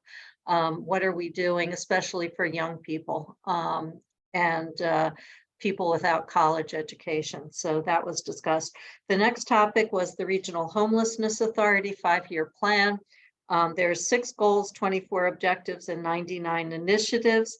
However, there were 2 kind of comments made that were of a negative nature. One of the board members from a city that is represented on the board indicated that there are a lot of board members who think that the goals and objectives are too broad, and they don't really focus on what the authority itself is going to accomplish and do. And the second comment was, without the sub-regional plans and knowing what is going to happen at the sub-regional planning level, the cities in different locations are concerned about whether to even sign ILAs or contribute funds till they know what's in the sub-regional plans. Right now, the funding is 70% Seattle and 30% King County. So you probably know more about this, Councilmember Riddle, than I do, but I would just say there was a lot of concern but caution that we have to grow this slowly and not expect too much too soon. But what I did pick up is that a lot of cities are not signing ILAs at this stage or contributing funds till they see a little bit more detail. So a lot of the focus is on centralizing existing resources as opposed to adding new resources. And the one thing that was really commended is there's a regional services database that they've compiled, which people seem to think is awesome. If you're looking to, to find a particular kind of service related to shelter or housing, the regional services database is excellent. Third topic, solid waste. You probably know a lot about this, Councilmember Cassover, but there was a lot of discussion about the RePlus plan and pledge, and you know what it means. Shoreline has already signed the pledge or is about to sign the pledge because they think it fits with their sustainability goals. Basically, this is about moving towards zero waste and using, you know, composting and other means to get there. Kirkland made something, an interesting comment that when they started doing pickup events instead of centralized events for like hazardous materials and so forth, the pickup events were enormously popular. So you'd have to sign up. You know, let's say you had, you know, something styrofoam that needs to get picked up, you'd sign up, and the basically the truck would come to you. You wouldn't have to come to the centralized location. So they had a lot more participation in doing that. There are also city grants that will be coming up in the future, so we should probably look at that. And King County has a model ordinance, and Department of Ecology also has ordinances. We have to develop our ordinance by January 2023, but it's probably not going to be a hard deadline because many cities are going to miss it. Last but not least, the last comment, there were a lot of levy lid lifts that passed. Shorelines passed. Bellevue's, which was focused on parks and services, passed. Mercer Islands, which was focused on parks and services, passed. There were other smaller cities where they passed. The conservation futures funding levy increase passed. So I would just flag the fact that almost all of these passed with about 60% of the vote. So Mercer Island mentioned that theirs is, it required a levy lid lift of 60% of the levy increase for 16 years. So I realize we're not Mercer Island, but I thought it was an interesting benchmark to hear that. Oh, one other thing. Auburn and Federal Way, we're talking about traffic cameras for, and Des Moines, because of Pacific Highway, using traffic cameras for crime prevention. And I just thought that was interesting. And several cities are looking at putting traffic cameras near their parks for a combination of public safety and speed.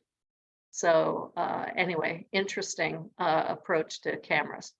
Sorry, it was long. Thank you for listening. Thank you. Councilmember Cassover, then.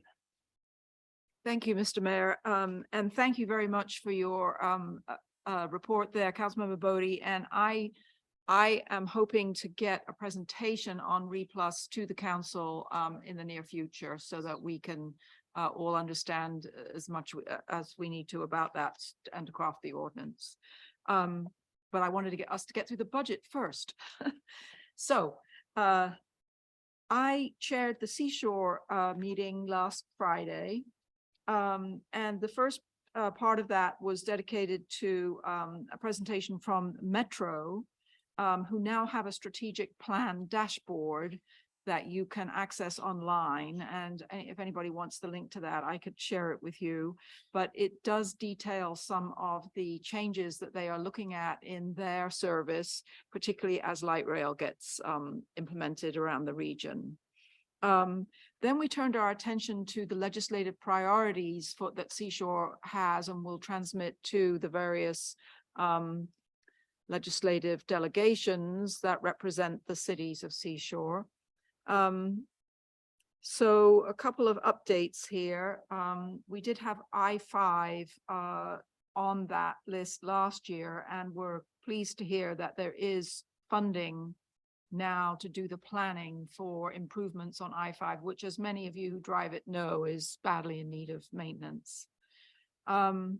We discussed keeping on the list that the 522 and particularly the 145th Street and 522 intersection is still needs resources and attention from the state. The BRT connection issue at 405 and 522 is still an issue that needs to be resolved. Kenmore has been asking for a passenger ferry from them to somewhere in the downtown region, but apparently the University of Washington is not interested in hosting the ferry at their end. So I don't know what happens with that. West Seattle Bridge is completed, so that won't be on the list anymore. The WashDOT representative did tell us that a law that was passed last year at the state level now says that any work that WashDOT starts after July must include the complete streets model. And thank you, Mayor. And that was kind of interesting to me, because if we do manage to get them to work on the 104 corridor, which is Ballinger Way, that would have to be part of the plan. So let's wait to see what happens there. The other topic that came up was e-bikes and e-scooters, which are really changing the way we think about how to design multimodal infrastructure, particularly bike lanes, because their speed is so much different than regular bikes. And also, what do you do with them on things like the Burke-Gilman? So that's going to be kind of a topic that we will raise, that we think the legislature needs to pay attention to. And they need to devote some resources to help all of us study that and make new plans.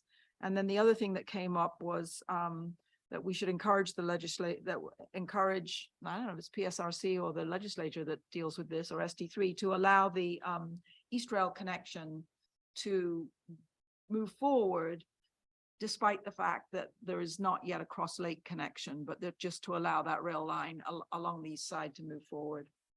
Public Works Trust Fund is always a perennial. We always put that in there. Please quit rating it. And that we really need new revenue tools for the cities to deal with the cities and the counties to deal with transportation, with maintaining roads. So the Shoreline wants to also talk about charging stations for all vehicles, which include bikes and scooters, that should be at transit centers, transit hubs. And Councilmember Larry Goldman was there also, and he suggested that we add the NACTO document to our legislative priorities, and as that is something that we're doing here. So anyway, there is a subcommittee which I'm on, which we haven't quite found a date to meet yet, but we are working on that, and we will get this legislative list prepared for approval by Seashore at the next meeting, so which will be in December. So that's my report on that, and that's the only meeting I attended since the last one time we were together. Okay, Tracy, before you go, Tom, do you need to go? It's 9 o'clock. Yes, I do actually, because literally the lights are going to turn off and I want to be sensitive to their needs here. I wish you all the best. Thanks, guys. Great conversation tonight. Drive safe, buddy. Thanks, man. Take care. You bet. See ya. Okay, Councilmember Fairtime. Thank you, Mr. Mayor. And just a couple of things from the King County Cities Climate Collaboration, or K4C. One of them is the legislative priorities. The city's comp plans are going to now, they're pushing to have, I think it was HB 1099 last time, but the similar kind of legislation proposed to basically include climate planning as part of the city's comp plans. And then the other part was much smaller, which is that in spring, there will be 69 million in grants coming from Department of Commerce for charging stations. So it's time to start thinking about that and applying for that. Thank you. Yes, Councilmember Goldman. Yes, so in addition to Seashore, as Councilmember or possibly Deputy Mayor Cassover mentioned, I also attended the tree board meeting. The tree board, they're planning to have more outreach to the community. And they're going to try to contribute articles to the monthly newsletters. One of them that's timely is about Christmas trees and encouraging people, if you're going to buy a Christmas tree, to get a real tree rather than artificial, because a real tree is substantially more environmentally friendly. Look for that in the next city newsletter, I believe. Also, even though we're not going to have tree inventory data until sometime next year, the tree board has started having some initial discussions about what they might, what their focus areas might be for suggesting new tree diameters. One of the topics is if they want to include native, non-native species explicitly. Currently, the only species that are listed in the tree code are natives. And so do we want to extend that to non-native trees? Also, there's been some interest in having City Attorney Pratt give a presentation at a future tree board meeting, just to kind of go over with the tree board some of the legal nuts and bolts that would go into, how would you design changes to the tree code? And I believe City, if I'm putting words in your mouth, that you've expressed interest in attending. Fully in favor of that. Okay. And it? Yes, Councilmember. That just reminded me that I will be attending the Partners in Community Forestry conference next week as my role as chair of the Washington Community Forestry Council. So hopefully I can learn some interesting things and bring them back to our tree board and our staff that might be relevant. We'll see what I learn. Okay. Yes. Okay. That couple things. One, my job, I can't work from home, which is awesome. But unfortunately, the people that have been sick and not feeling well all week had to work from home. So thank you, Phil, Lindsay, and Matt. We really appreciate everything you guys have done during this week, and I hope you feel better. And now I'd like to introduce the J team, which is right here. This is Jessica and Joanne. They are not the A team because they're more secretive. They're the J team. You don't know about them, but you'll never forget them after you meet them. So thank you guys very much for coming. Appreciate that. Thanks the rest of the staff, all the ones who did make it. Chief, thank you. Jeff, thanks for Jeff, I guess, was the kind of leader of the city while everybody else was out galligatting the van or whatever they do. So thank Jeff. And with that, just have a safe week. We have another meeting next Thursday, I believe. So we'll go with that. And Bill, what would you like to say about the CA report? Have a good night. Okay. Best one I've heard all year. And then Lindsay, Matt, thank you very much. Get better. Okay. Take care of yourselves. With that, let's get out of here, folks. Have a good night. Thank you all. Good night. Night. Right.